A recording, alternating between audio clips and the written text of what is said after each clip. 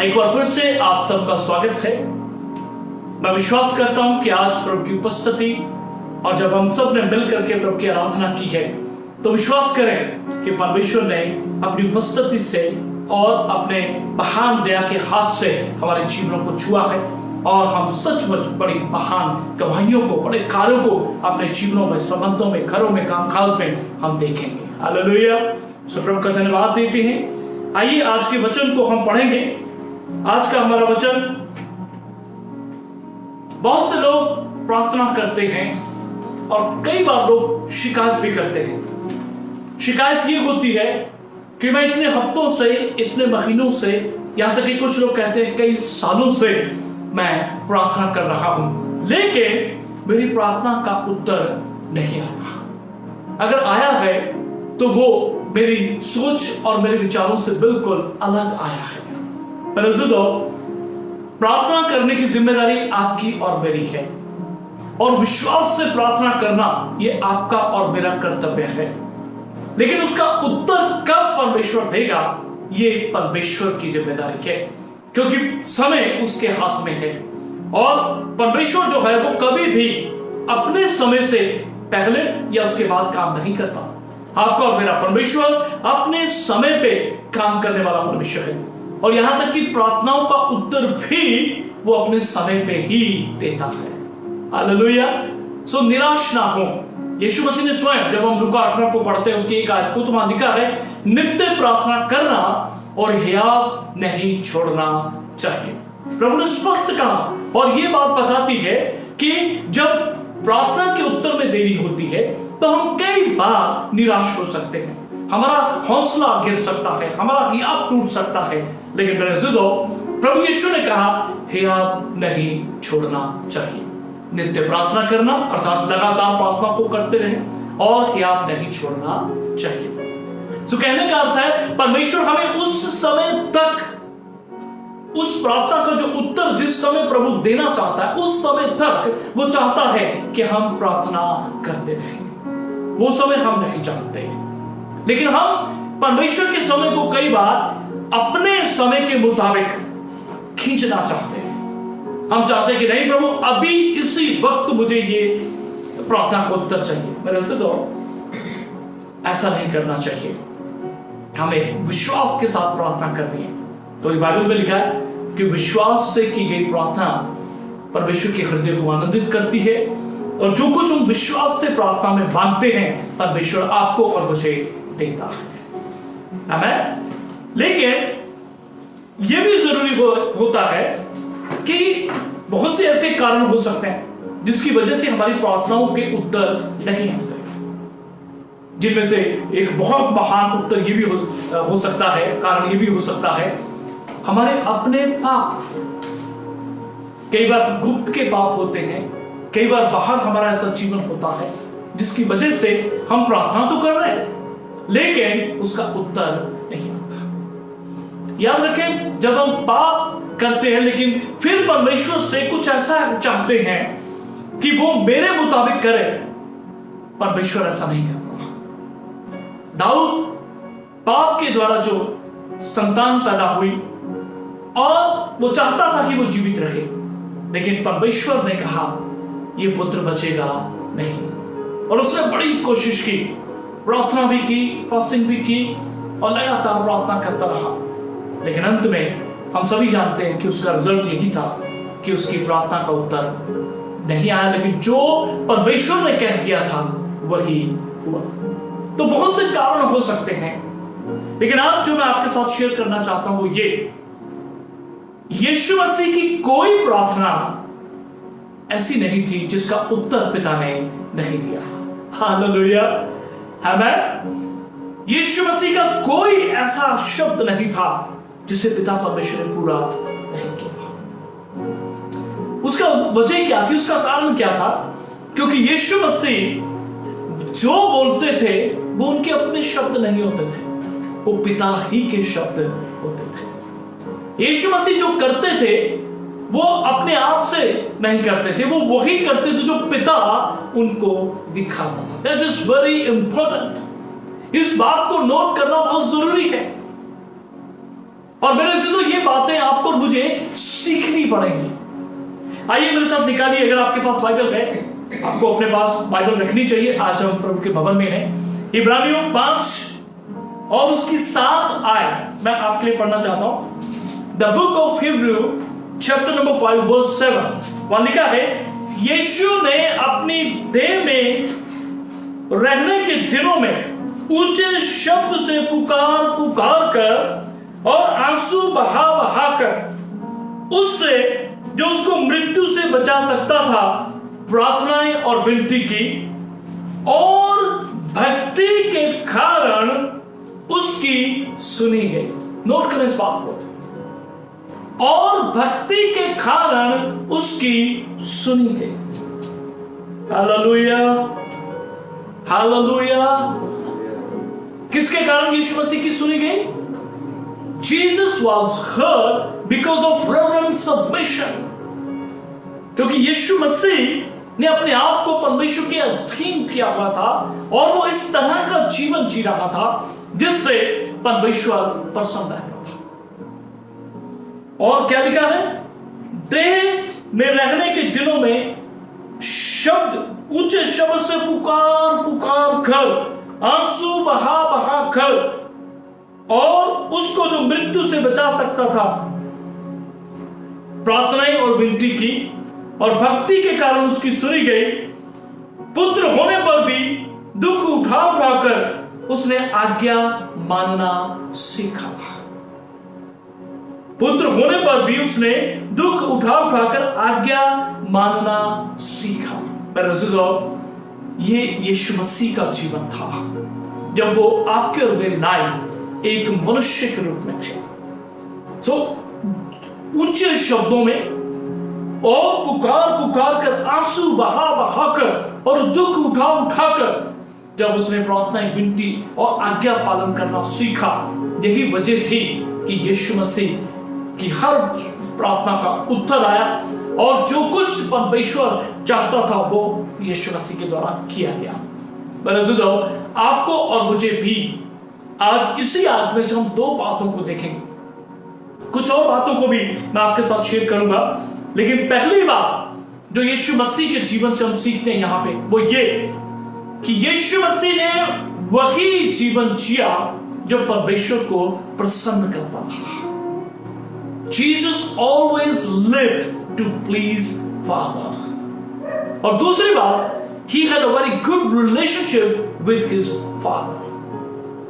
उसके पिता परमेश्वर के साथ बड़ी गहरी संगति थी, संबंध था, good relationship. He was in good relationship with Father. ये 2 महान बातें हैं जिनको आज हम देखेंगे। हम जानते हैं हनोक के विषय में इब्रानियों में हम पढ़ते हैं कि उसको परमेश्वर ने जीवित उठा लिया। क्यों उठा लिया? क्योंकि उसके उठाए जाने से पहले ये गवाही दी गई कि उसने परमेश्वर को प्रसन्न किया। यदि आप चाहते हैं कि आपकी हर प्रार्थना का उत्तर आए, तो इन 2 बातों को आपको और मुझे लगातार देखना होगा जो यीशु मसीह के जीवन में कूट कूट के भरी हुई थी। पहली बात कि यीशु ने वैसा जीवन जिया जो परमेश्वर को प्रसन्न था, और खुद परमेश्वर इस बात की गवाही देते हैं। हम जानते हैं जब यीशु मसीह बपतिस्मा लेकर के पानी से बाहर आए तो वहां परमेश्वर पिता आकाश से आकाशवाणी के जरिए इस बात को कहते हैं, ये मेरा प्रिय पुत्र है जिससे मैं प्रसन्न हूं। Praise God, hallelujah. क्यों नहीं परमेश्वर यीशु की प्रार्थना को उत्तर देगा? क्यों नहीं परमेश्वर यीशु मसीह को इस्तेमाल करेगा? क्यों नहीं परमेश्वर यीशु में होके अपने कार्य को करेगा? क्योंकि यीशु मसीह वो जीवन जी रहे थे जिससे परमेश्वर पिता प्रसन्न होते थे। अगर आप मेरे साथ पहला थिस्सलुनीकियों और उसकी 4 आयत को पढ़ें, पहला थिस्सलुनीकियों 4 और उसकी 1 आयत को मैं आपके लिए पढ़ूंगा। इसलिए हे भाइयों, हम तुमसे विनती करते हैं और तुम्हें प्रभु यीशु मसीह में समझाते हैं कि जैसे तुमने हमसे योग्य चाल चलना और परमेश्वर को प्रसन्न करना सीखा है, और जैसा तुम चलते भी हो वैसे ही और भी बढ़ते जाओ। यहां पे पौलुस दो बातें बता, योग्य चाल चलना और परमेश्वर को प्रसन्न करना सीखा है, और परमेश्वर को प्रसन्न करना सीखा है। और प्रेज का, जैसा तुमने हमसे योग्य चाल चलना और परमेश्वर को प्रसन्न करना सीखा है। ये अपने आप से नहीं आएगा, आपको मुझे परमेश्वर को प्रसन्न करना सीखना होगा। हालेलुया। और हम किससे सीख सकते हैं? हमारा बेस्ट मॉडल यीशु मसीह है। हमारे बेस्ट जो एग्जाम्पल्स हैं वो महान प्रभु के सेवक हैं, जो बाइबल में जिन्होंने ऐसा चाल चला और ऐसा जीवन जिया जिसके जरिए हम परमेश्वर को प्रसन्न करना सीख सकते हैं। मेरे अज़ीज़ों, इसी रीति से अगर आप इब्रानियों 11 उसकी 6 आयत को हम बड़े अच्छे से इस आयत को जानते हैं, वहां लिखा है, बिना विश्वास परमेश्वर को प्रसन्न करना अनहोना है। बिना विश्वास परमेश्वर को प्रसन्न करना अनहोना है। परमेश्वर के पास आने वाले को विश्वास करना चाहिए कि परमेश्वर है और अपने खोजने वालों को प्रतिफल देता है। तो पहली बात, हमें परमेश्वर को प्रसन्न करना सीखना है, प्रभु के वचन से, पवित्र आत्मा की मदद से, प्रभु के महान एग्जाम्पल यीशु मसीह के द्वारा, और संतोष सेवकों के उन तमाम बातों को जो वो सिखाते हैं मेरे जो बाइबल में से, और अपने सेवकों से हम इन बातों को सीखते हैं कैसे हम परमेश्वर को प्रसन्न करने का जीवन जिए। यीशु मसीह ने परमेश्वर पिता को प्रसन्न करने का जीवन जिया, इसीलिए तो उसकी प्रार्थना सुनी गई, क्योंकि उसने ऊंचे शब्द से पुकार पुकार कर, आंसू बहा बहा कर, दुख उठा उठा कर आज्ञा पालन करना सीखा। तो आपको मुझे भी सीखना है। यीशु मसीह हमारा बेस्ट मॉडल है मेरे अज़ीज़ों। सो दूसरी बात है, बिना विश्वास परमेश्वर को प्रसन्न करना अनहोना है। अगर विश्वास नहीं तो हम परमेश्वर को प्रसन्न नहीं कर सकते, और अगर हमारा जीवन परमेश्वर को प्रसन्न करने वाला नहीं तो हमारी प्रार्थनाएं सुनी नहीं जाएंगी। मेरे अज़ीज़ों, विश्वास के बिना परमेश्वर को प्रसन्न करना अनहोना है। और जब हम इसको और गहराई में जाते हैं, जैसा रोमियो 10 की 17 आयत में लिखा है, विश्वास सुनने से और सुनना मसीह के वचन से आता है। सब कुछ घूम फिर के बाद प्रभु के वचन पे आ जाते हैं, क्योंकि अगर हम वचन को पढ़ने वाले लोग नहीं, वचन पे मनन करने वाले लोग नहीं, तो हमारा काम और हमारा जीवन आशीषित कैसे होगा? जब आप भजन संहिता 1 और उसकी 2 आयत को पढ़ते हैं तो वहां पे लिखा है, वह तो यहोवा की व्यवस्था से प्रसन्न रहता और दिन रात उसकी व्यवस्था पे मनन करता रहता है। केवल बाइबल को पढ़े नहीं, लेकिन उसके ऊपर मनन करें, उसके ऊपर सोच विचार करें, चिंतन करें, और जो कुछ परमेश्वर का आत्मा हमें सिखाता है उन बातों को नोट करें और उसके अनुसार अपना जीवन जिए। मेरे तो वहां आगे लिखा है 30वीं आयत में, वो उस वृक्ष के समान होगा जो बहती नालियों के किनारे लगाया गया है और जिसके पत्ते कभी मुरझाते नहीं, वो अपनी ऋतु में फलता है। जो कुछ यह पुरुष करेगा वह सफल होगा। हालेलुया, आमीन। तो बिना विश्वास परमेश्वर को प्रसन्न करना अनहोना है। इसका अर्थ यीशु मसीह का जीवन विश्वास से भरा हुआ था। यीशु मसीह का जीवन विश्वास से भरा हुआ था। नतीजन परमेश्वर के आगे जब वो प्रार्थना करते थे तो परमेश्वर उसकी प्रार्थना का उत्तर देता था। Jesus was heard because of his reverent submission. प्रभु की भक्ति के कारण, ऐसा जीवन जीने के कारण यीशु मसीह की सुनी गई। इसलिए मेरे अज़ीज़ों, विश्वास परमेश्वर के वचन से आता है। अपने विश्वास को बढ़ाएं, क्योंकि बिना विश्वास के प्रार्थना का कोई फायदा नहीं। बिना विश्वास से परमेश्वर प्रार्थना को नहीं सुनता है। हालेलुया, आमीन। और अगर आप नीतिवचन 16 और उसकी 7 आयत को भी पढ़ें, नीतिवचन 16 और उसकी 7 आयत को मैं आपके लिए पढ़ूंगा। नीतिवचन 16 और उसकी 7 आयत को वहां लिखा है, जब किसी का चाल चलन, नीतिवचन 16:7 जब किसी का चाल चलन यहोवा को भागता है उसके शत्रुओं का भी उससे मेल कराता है। ओह प्रेज गॉड, हालेलुया। जब किसी का चाल चलन यहोवा को भाता है, प्रसन्न आ जाता है, तो वो उसके शत्रुओं का उसके साथ मेल कराता है। बरज़िदो, हम अपनी कोशिश से मेल मिलाप करने की कोशिश करते हैं।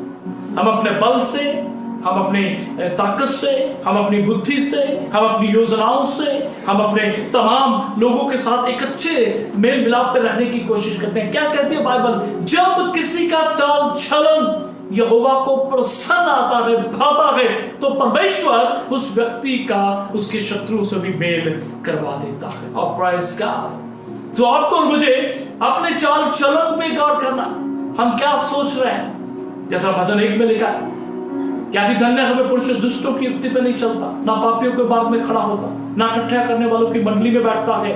मेरे अजीजों, ये बातें चाल चलन में आती हैं। आप कहां बैठे हैं, आप किस राह पे चल रहे हैं, आप किन लोगों की मंडली में खड़े हैं, बैठे हैं। परमेश्वर आपके उठने बैठने चलने फिरने को लगातार देखता रहता है। और बाइबल भी कहती है, अय्यूब भी इस बात को स्पष्ट उसकी किताब में हम देखते हैं कि परमेश्वर की दृष्टि पृथ्वी पे मनुष्यों के चाल चलन पे निरंतर बनी रहती है। और जब किसी का चाल चलन यहोवा को भाता है, तो वो उसके शत्रुओं से भी उसका मेल करवा देता है। अपने चाल चलन पे ध्यान दें। ये तीसरी बात है। मेरे अजीजों, अगर आप यूहन्ना 5 और उसकी 30 आयत को पढ़ें, जी हाँ, आइए हम पढ़ेंगे यूहन्ना 5 और उसकी 30 आयत, यूहन्ना 8 और उसकी 29 आयत को भी हम पढ़ेंगे। मेरे साथ निकालिए यूहन्ना 5 और उसकी 30 आयत। जी। मैं अपने आप से कुछ नहीं कर सकता। सुनिए, यीशु मसीह ने क्या कहा? मैं अपने आप से कुछ नहीं कर सकता, जैसा सुनता हूँ वैसा न्याय करता हूँ। जैसा सुनता हूँ वैसा न्याय करता हूँ, और मेरा न्याय सच्चा है। मेरा न्याय सच्चा है, क्योंकि मैं अपनी इच्छा नहीं परंतु अपने भेजने वाले की इच्छा चाहता हूँ। Praise God, hallelujah. So Yeshu Masih परमेश्वर को प्रसन्न करने का जीवन जिए। उसमें चौथी महान बात यह है कि उन्होंने अपनी इच्छा पूरी नहीं की। अभी हमने पढ़ा कि मैं पिता की इच्छा पूरी करता हूं। पर अज़ीज़ों, आज बहुत से लोग कहते हैं पिता की इच्छा हम कैसे जानें? परमेश्वर का वचन जो कि रिटन और रिवील्ड विल है, अर्थात प्रकाशित इच्छा है परमेश्वर की। जब आप और मैं इसको पूरा नहीं कर पा रहे, अर्थात जब हम इसको पढ़ के उसकी इच्छा नहीं जान रहे, उसके अनुसार कर नहीं रहे, तो परमेश्वर डायरेक्टली आपसे मुझसे किसी कार्य को करने के लिए कैसे कहेगा? यीशु ने क्या कहा? क्योंकि मैं अपनी इच्छा नहीं परंतु अपने भेजने वाले की इच्छा चाहता हूं। मेरे अज़ीज़ों, आपको मुझे यही करने की जरूरत है। आपको मुझे परमेश्वर को प्रसन्न करने के लिए जरूरी है कि हम परमेश्वर की इच्छा जानें और उसके अनुसार कार्य करें। और उसकी प्रकाशित इच्छा, रिवील्ड जो विल है, वो परमेश्वर का वचन है। इसे पढ़ें और इसे जानें और इसके अनुसार करें। परमेश्वर इससे प्रसन्न होगा, क्योंकि यीशु मसीह ने ऐसा ही किया। यूहन्ना 8 और उसकी 29 आयत को भी हम पढ़ेंगे। यूहन्ना 8 और उसकी 29 आयत को भी हम पढ़ेंगे। जी। मेरा भेजने वाला मेरे साथ है। मेरा भेजने वाला मेरे साथ है। उसने मुझे अकेला नहीं छोड़ा। उसने मुझे अकेला नहीं छोड़ा, क्योंकि मैं सर्वदा वही काम करता हूँ। मैं सर्वदा, शब्द नोट करें, मैं सर्वदा वही काम करता हूँ जिससे वह प्रसन्न होता है। Praise God, hallelujah. जिससे पिता प्रसन्न होता है। मैं सर्वदा वही काम करता हूं। Jesus always live to please God. मैं सर्वदा वही काम करता हूं। नंबर 5, क्या काम कर रहे हैं आप? कैसे काम कर रहे हैं आप? क्या जो काम आप कर रहे हैं, क्या उससे करने से पहले हम देखते हैं, सोचते हैं, क्या इससे पिता प्रसन्न होगा? क्या इससे पिता की महिमा होगी? क्या इससे पिता का राज्य आएगा? क्या इससे परमेश्वर के लोग आशीष पाएंगे? क्या इससे मैं और मेरा परिवार ब्लेस होगा? क्या ऐसे काम करने से पहले हम सोचते हैं? यीशु ने क्या कहा? मैं सर्वदा वही काम करता हूं जिससे पिता प्रसन्न होता है। और प्रेज़ गॉड, ये है वो जीवन जो यीशु मसीह मनुष्य के देह में होकर के आपके और मेरे लिए जी करके गए। और मत्ती 5 में भी हम देखते हैं इसी प्रकार तुम्हारा उज्ज्वला भी मनुष्यों पे चमकने पाए। मत्ती 5:14 से आगे जब हम पढ़ते हैं, यीशु मसीह ने कहा तुम जगत की ज्योति हो, तुम्हारा उज्ज्वला मनुष्यों के ऊपर चमकने पाए, ताकि वो तुम्हारे भले कामों को देखकर तुम्हारे पिता की जो स्वर्ग में है महिमा बढ़ाई करने पाए। प्रेज़ गॉड, क्या ऐसे काम हम कर रहे हैं? क्या ऐसा जीवन हम जी रहे हैं? क्या आपके और मेरे कामों से पिता परमेश्वर प्रसन्न होता है? परमेश्वर क्यों प्रसन्न था यीशु मसीह से? मैं विश्वास करता हूं सबसे महान बात, अभी तो यीशु मसीह ने सेवकाई शुरू भी नहीं की थी, अभी अंधे देखने नहीं लगे थे, अभी लंगड़े चल नहीं रहे थे, अभी मुर्दे जिलाए नहीं गए थे, अभी सेवकाई का कार्य शुरू भी नहीं हुआ था, यहां तक कि अभी शैतान से परीक्षा भी नहीं हुई थी। उससे पहले परमेश्वर ने इस बात को बोल दिया था, ये मेरा प्रिय पुत्र है जिससे मैं प्रसन्न हूं। आप कहेंगे यीशु मसीह ने ऐसे कार्य किए तभी तो परमेश्वर ने कहा, जी नहीं, अभी तो परमेश्वर ने कार्य शुरू भी नहीं किया, यीशु मसीह का अभी परीक्षा भी नहीं हुई, यीशु मसीह ने अपनी सेवकाई शुरू भी नहीं की। जब आप मत्ती 3 और उसके 4 अध्याय को पढ़ते हैं तो वहां भी ये बातें स्पष्ट हैं। यीशु बपतिस्मा लेकर के पानी से बाहर आते हैं और पवित्र आत्मा कबूतर के नाम यीशु मसीह पे उतरता है और आकाश से आकाशवाणी होती है, ये मेरा प्रिय पुत्र है जिससे मैं अत्यंत प्रसन्न हूं। ऐसा क्या कर दिया था यीशु मसीह ने? क्या बात थी कि परमेश्वर अभी उसके किसी कार्य को उसने नहीं देखा, उसके जीवन को अभी नहीं देखा, लेकिन पहले ही परमेश्वर अपने पुत्र के विषय में कहता, मैं इससे प्रसन्न हूं। मेरे अज़ीज़ों, आप जानते हैं सबसे बड़ी बात क्या थी? वो ये थी, पाप के कारण आप और मैं और ये सारा संसार जो पिता परमेश्वर से कट चुका था, उस पापी मानव जाति को बचाने और परमेश्वर से मिलाने के लिए इन सब कामों से पहले यीशु मसीह ने अपनी इच्छा से परमेश्वर की योजना के लिए अपना जीवन दे दिया था। That's why God said, मैं अपने पुत्र से प्रसन्न हूं, क्योंकि यीशु मसीह अभी सूली पे चढ़ाए नहीं गए, वो मारे नहीं गए, काटे नहीं गए, उनका लहू नहीं बहा। जो कुछ यशायाह ने कहा गया था अभी उसमें से कुछ भी नहीं हुआ, लेकिन यीशु वो सब कुछ जानते हुए भी उन्होंने पिता के हाथों में अपना जीवन सौंप दिया था। किस बात के लिए? यूहन्ना 1:29 वहां लिखा है, देखो ये परमेश्वर का मेमना है जो जगत के पाप उठा ले जाता है। यीशु मसीह ने अपना जीवन सारी मानव जाति के पापों को उठाने के लिए, एक मेमने के रूप में बलिदान होने के लिए, अपना पवित्र लहू आपके और मेरे लिए बहाने के लिए पहले ही से परमेश्वर के आगे अपने आप को दीन कर दिया था, दे दिया था। और इसीलिए परमेश्वर कहता है, ये मेरा प्रिय पुत्र है जिससे मैं प्रसन्न हूं। मेरे अज़ीज़ों, आज आपको और मुझे ऐसा ही जीवन जीना है। यीशु मसीह ने आपके सारे दुखों को सह लिया, रोगों को उठा लिया, वो आपके और मेरे पापों के लिए कुचले गए। मेरे अज़ीज़ों, आपकी और मेरी चंगाई के लिए यीशु मसीह ने कोड़े खाए और सूली के ऊपर अपना बेशकीमती लहू बहाया। परमेश्वर पिता ने अपने आप पुत्र के ऊपर आपके और मेरे और सारी मानव जाति के पापों को और उसके दंड को उसके ऊपर डाल दिया, क्योंकि लिखा है, परमेश्वर ने जगत से ऐसा प्रेम किया कि उसने अपना इकलौता पुत्र दे दिया कि जो कोई उस पर विश्वास करे वो अपने पापों में नाश ना हो परंतु अनंत जीवन पाए।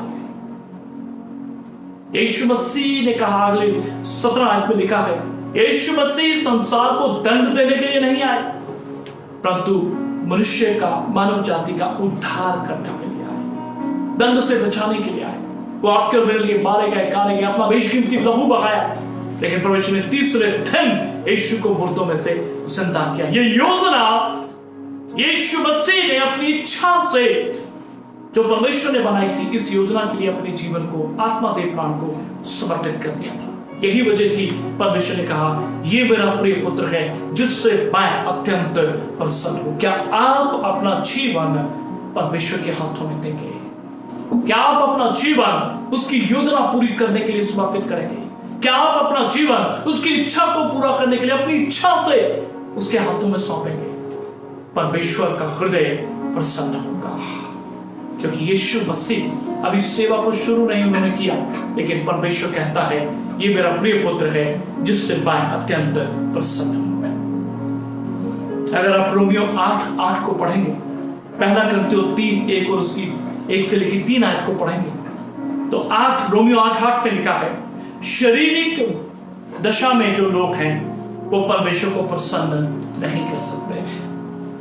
और पहला करंथियों 3 और उसकी 1 से लेकर 3 आयत को अगर आप पढ़ें तो वहां लिखा है, हे मेरे भाइयों, मैं परमेश्वर की आप स्मरण दिलाता हूं। और वहां बहुत स्पष्ट कहता है कि मैं तुमसे ऐसे बातें नहीं कर पाया जैसा आत्मिक लोगों से, परंतु शारीरिक लोगों से, या जो मसीह में पालक है। और आगे लिखा है, जब तुम में लड़ाई और झगड़े और ढाव पाया जाता है तो क्या तुम शारीरिक नहीं? ये करंथियों की विश्वासी लोगों को ये बातें लिखी गई आज ही आपके और मेरे लिए है। अगर हम आज भी लड़ाई झगड़े में जीवन जीने वाले लोग हैं, अगर आज भी हम एक दूसरे से ईर्ष्या ढाव रखने वाले लोग हैं, तो बाइबल कहती है हम आज भी शारीरिक दशा में हैं। और शारीरिक दशा में जो है वो परमेश्वर को प्रसन्न नहीं कर सकते। प्लीज इस बात को नोट करें। रोमन्स 8:8 स्पष्ट लिखा है, जो शारीरिक दशा में है वो परमेश्वर को प्रसन्न नहीं करते। Those who are living in sinful nature, they cannot please God। यीशु मसीह ने ऐसा जीवन नहीं जिया। आपको मुझे भी बाइबल कहती है हम ऐसा जीवन ना जिए। और भी बहुत सी बातें, लेकिन ये कुछ ऐसी बातें हैं जो आपके और मेरे लिए जरूरी है। हम विश्वास से, हम परमेश्वर की इच्छा के अनुसार हम अपने जीवन को परमेश्वर की अधीनता में दें, क्योंकि यीशु मसीह ने ऐसा जीवन जिया जो परमेश्वर को प्रसन्न करता था। मेरे से वो शारीरिक दशा में नहीं जिया, वो आत्मिक दशा में जिया, पवित्रताई से जीवन जिया, और उसका चाल चलन ऐसा था जो परमेश्वर के हृदय को प्रतिदिन प्रसन्न करता था। इसीलिए परमेश्वर के आगे जो प्रार्थना यीशु ने की वो सुनी गई। दूसरी बात, यीशु मसीह की पिता के साथ बड़ी गहरी, हम कह सकते हैं, फॉलोशिप थी, संगति थी, संबंध था, good relationship with father.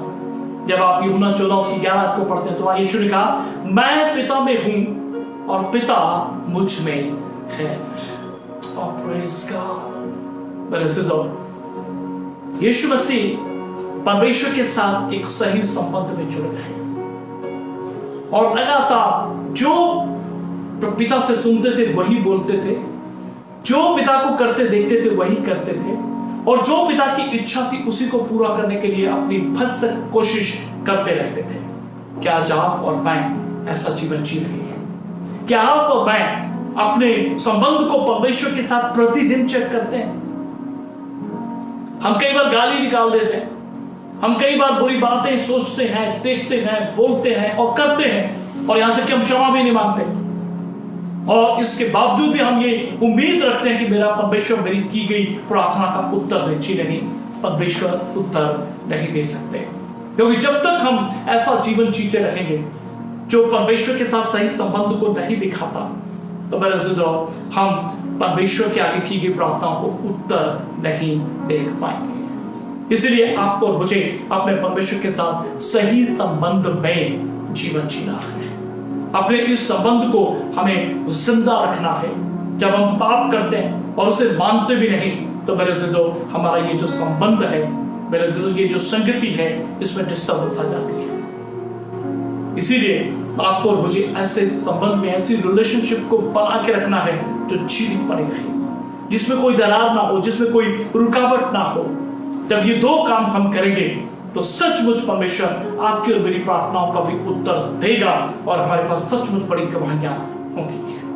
Please ऐसी प्रार्थना ना करें जिसमें पाप शामिल है, जिसमें जीवन का बदलाव शामिल नहीं है।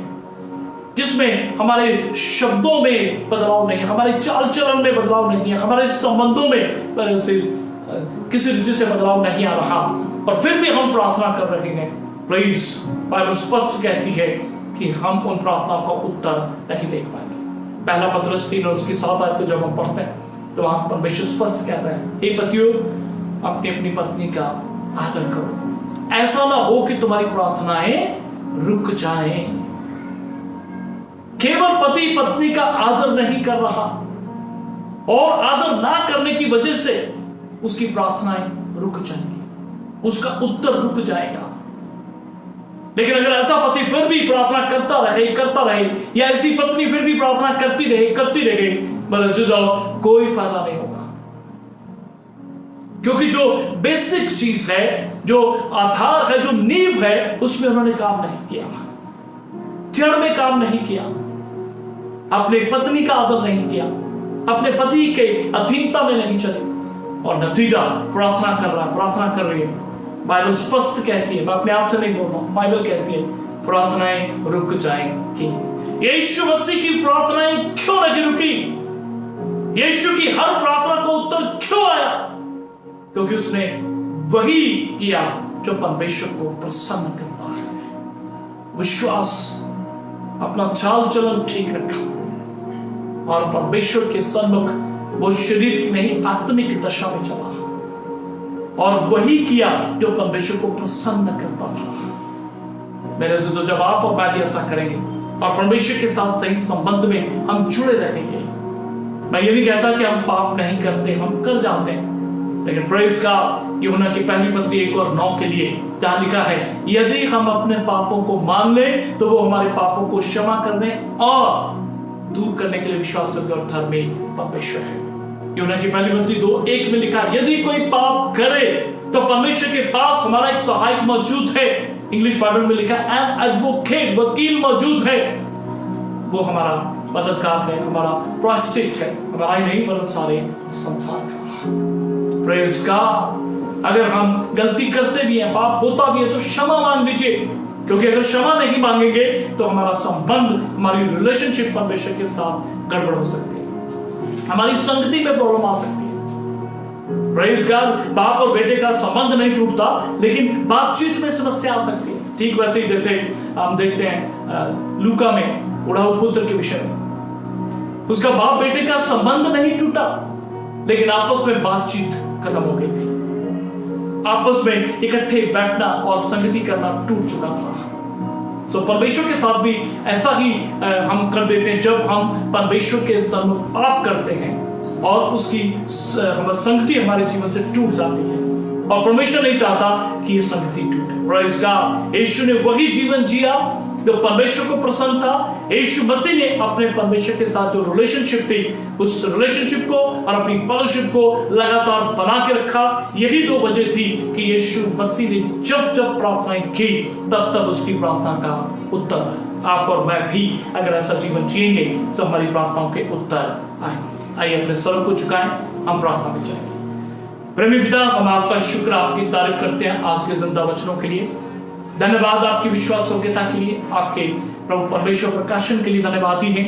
होने दीजिए प्रभु जी कि हम इस वचन को केवल सुनने वाले नहीं, लेकिन इस वचन को समझें और इसके अनुसार अपना जीवन जीने वाले लोग बने।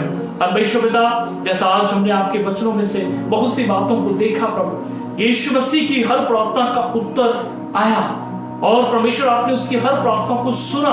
क्यों? क्योंकि परमेश्वर यीशु मसीह ने प्रभु ऐसा जीवन जिया जो आपके हृदय को प्रसन्न करता था, और यीशु मसीह ने आपके साथ जो संबंध था, जो संगति थी, उसको किसी रीति से भी टूटने नहीं दिया।